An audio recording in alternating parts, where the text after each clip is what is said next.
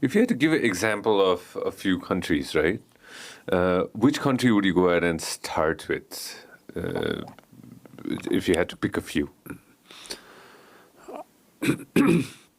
Taiwan is a good example, but Singapore also is a very good example.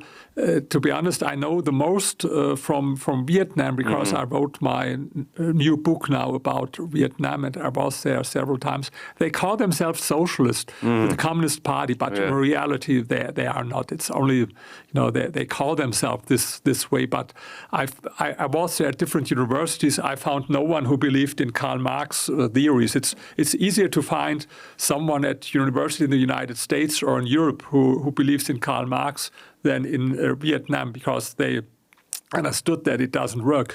No, on the contrary, they invited me, for example, the Foreign Trade University in Hanoi, for a workshop with the topic, how can we improve the image of rich people?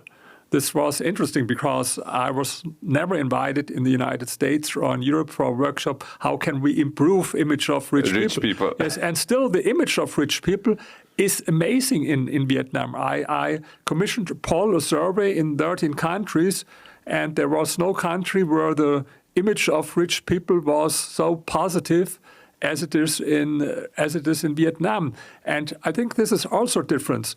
When rich people or people who make profit are scapegoats, or if people hate rich people. Exactly. Yes, this is, no, of course I speak about rich people who are honest, who became rich not with any, I don't speak about criminals or so, but I speak about entrepreneurs. Most of the rich people are entrepreneurs. If you look all around the world, for example, in the Forbes list of the richest people in the world, almost all of them became rich as entrepreneurs.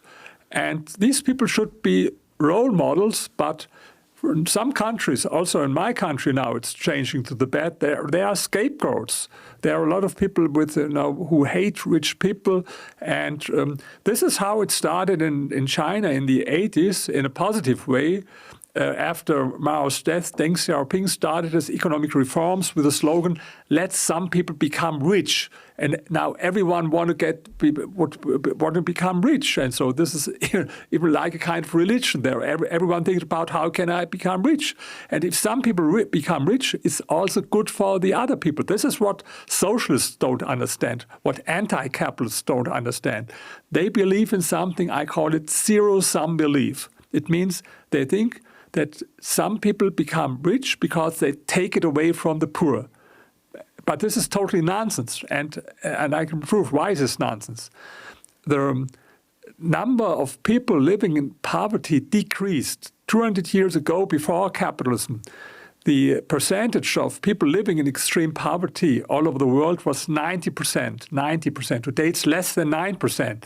And half of this reduction happened over the last decades. Even in 1980, the number of people living in poverty all over the world was 43%. And the same time, the number of billionaires increased. In 2000, there were 500 billionaires in the world. Today, we have 2,700 billionaires. So when at the same time, the number of billionaires is increasing and the number of people living in poverty decreasing, so you see, zero-sum thinking is absolutely nonsense. But this is what a lot of people believe. And the reason why people came out of poverty and why people become rich, it's the same reason. It's economic growth. This is the only recipe to fight poverty. To fight poverty, that's where we're headed towards, and that's something very, very you've written on your book as well. Thank you very much for watching us on YouTube. Make sure that you also listen to us on Spotify.